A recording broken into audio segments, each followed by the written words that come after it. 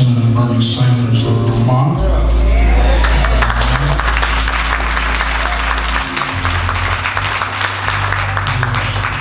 is my distinct privilege to introduce him this morning.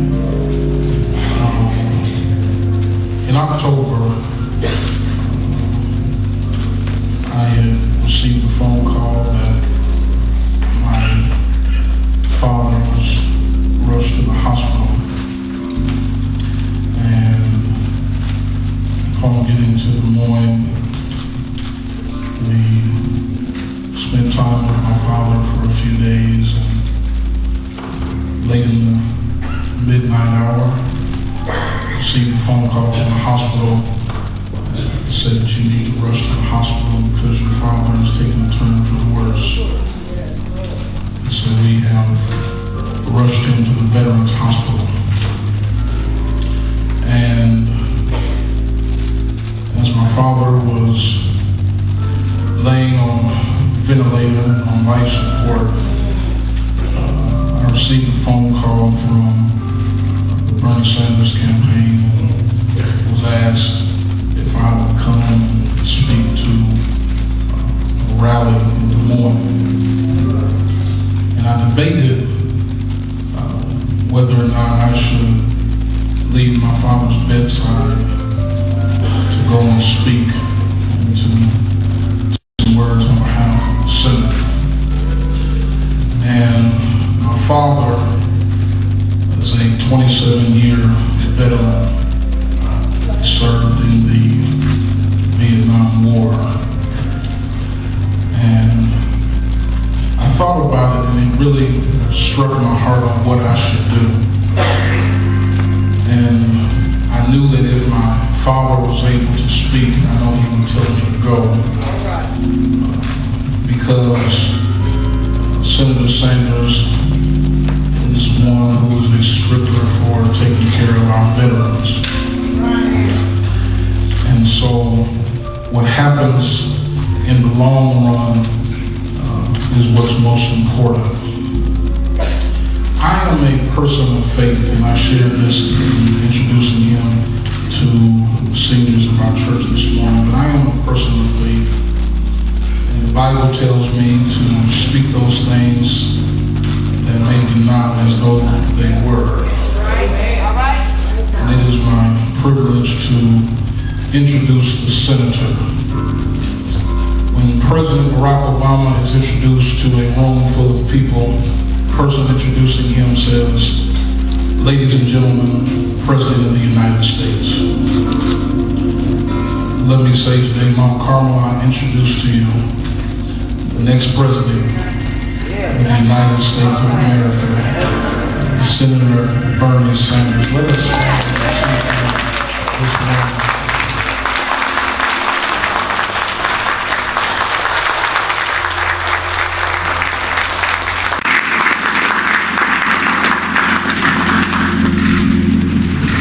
Whitfield, thank you very much for the introduction. Thank you all for allowing me to say a few words to you this morning. I am very moved when Pastor Whitfield mentioned that he left his very ill dad to come to one of our rallies. I don't have to tell anybody in this room that our great country today faces many, many serious problems.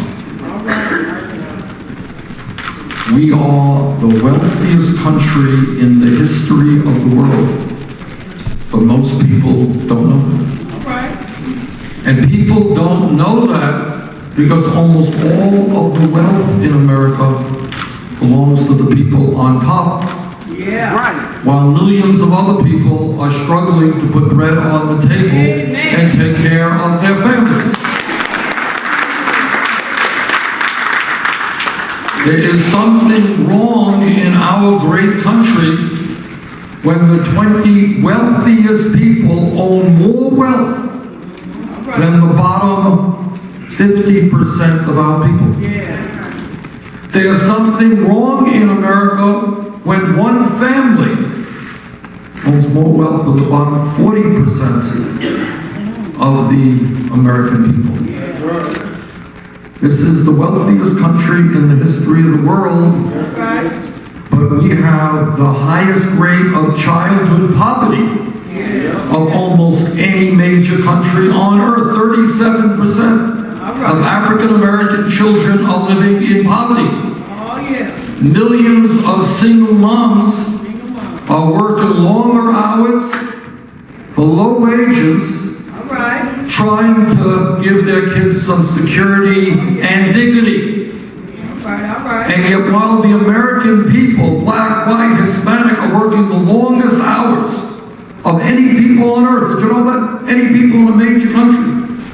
They're not working 40 hours, they're working 50, 60 hours.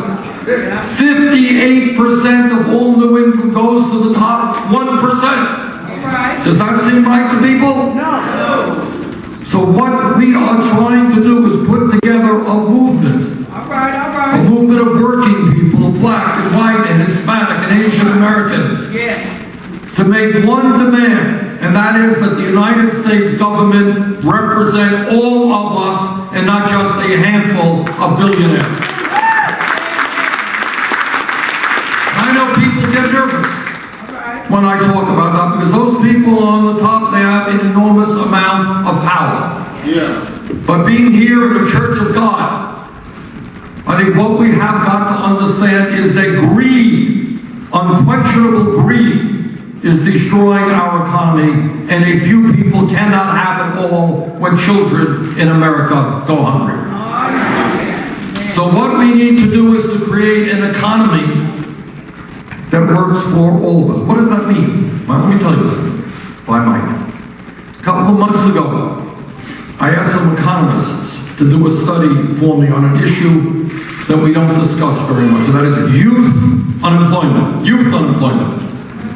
And I said to the economists, tell me, what percentage of young people in America, 17 through 20, who graduated high school, didn't drop out, who graduated, what percentage of them are unemployed or underemployed? And this is what the economists told us. They said if the kids were white, 33% were unemployed or underemployed. Kids were Hispanic, 36%. Kids were African American, 51%. You know that. You know that there are kids who graduate high school, they want to get their feet on the ground.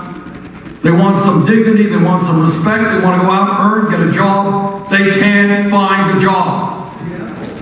And then when we have 5 million kids in America, in my city of Burlington, Vermont, here in Iowa, hanging out on street corners, what happens to those kids? They get into trouble in ways they should not be getting into trouble. So here's my view. My view is it makes a lot more sense for us to invest in education and jobs for the kids rather than jails and incarceration. In America today, we have more people in jail than any other country on earth. More people in jail than in China, which has 4 times our population. And the people in jail are disproportionately African American and Hispanic. Now I want you to hear this, and I think you know this better than I do. But this tells you the kind of tragedy that we are dealing with today. Everything being equal, if we do not change the system, a black male born today stands a 1 in 4 chance of spending time in prison in his lifetime. Can you believe that? 1 in 4 chance. Blacks are imprisoned at 6 times the rate of whites. Today, 1 in every 15 African American men is incarcerated. The Department of Justice found that blacks were 3 times more likely to be searched during a traffic stop compared to white motorists. African Americans are twice as likely to be arrested and more than 3 times as likely to experience the use of force during encounters with the police. and on it goes. Not the least of which, 13% of African American men have lost the right to vote due to felony convictions. This is the wealthiest country in the history of the world. This should not be happening. So what should we be doing? Well, maybe instead of giving tax breaks to billionaires, maybe we start investing in our children and creating jobs for young people.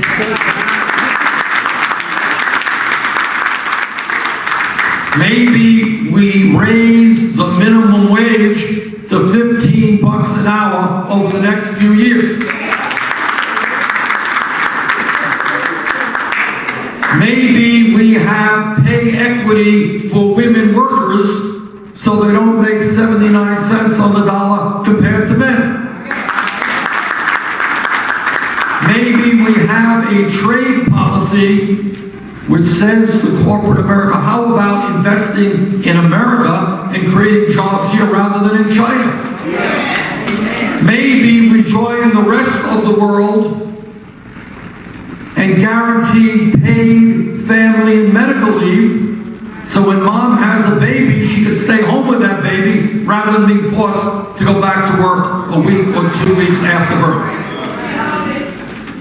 Maybe, just maybe, we join every other major country on earth and say that health care is a right of all people rather than a privilege. Now, where I live up north, I live 50 miles away from the Canadian border. And nobody in Canada argues health care is a right for all of their people. You're poor, you're rich, you're middle class, it is a right. When you're sick, you go to the doctors, no big deductibles, no big co-payments. The price of the prescription drugs up there, a fraction of what they are in this country.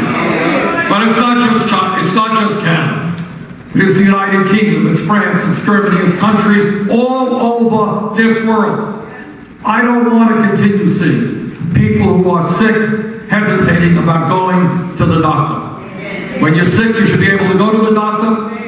We have 1 out of 5 patients in this country can't afford the prescription drugs their doctors are prescribing. That's crazy stuff. All right, so what are we trying to do with this campaign? We're trying to say to the establishment and the big money interests, you can't have it all. We're not going to give you more tax breaks when kids in America go hungry. We're not going to let you send out jobs abroad when people here desperately need work. You're not going to get these huge compensation packages when you cut the wages and health care benefits and pensions of your workers.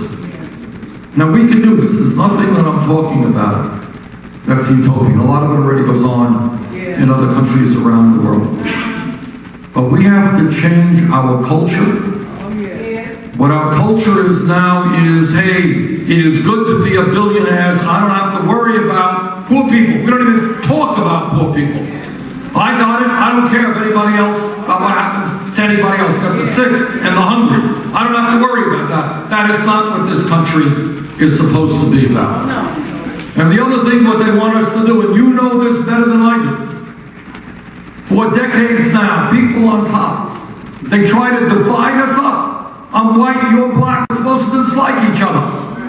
I'm born in this country, you're born in Mexico, I'm supposed to dislike you. Yeah. You're gay, I'm straight, I'm supposed to dislike you. You're a man, I'm a woman, I'm supposed to dislike you. They divide us up, and then they all laughing all the way to the bank. All right, we can create a different type of country, a country where people care about each other. What you do right here in this congregation. You work day and night to see that the kids don't fall through the cracks, right? You work day and night to see that the elderly in this congregation don't go hungry, that they have something to eat, that Christmas comes, they're not lonely, they're not alone. We can create that kind of country because at the end of the day, we are better people, better human beings when we care about each other rather than when we are greedy and want it all for ourselves. That's what you're doing here. That's what religious people do all over the world. So if we were a poor country, I would say, well, we just can't afford to make college available to all people. We're too poor. We are not too poor, and that's why I want to see public colleges and universities tuition free.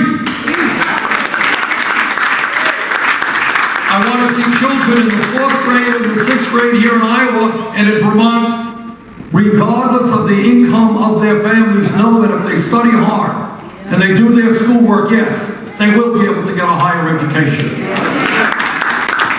And if they don't want to go to college, that's fine. Let them learn how to become a plumber or a carpenter. Good wages there. But I don't want them hanging out on street corners, getting arrested, getting beaten up. I don't want them turning to drugs. Drugs are killing this country. So we've got a lot of work to do. And all that I can pledge to you is that I have spent my entire adult life fighting for low-income people, fighting for working people. I have taken on every powerful special interest that there is. We are a great country. There is nothing that we cannot accomplish in terms of healthcare, in terms of education, in terms of jobs, when we stand together. When they divide us up, there's nothing we can accomplish. So let us stand together and let us create a nation that all of us are proud of. Thank you so much.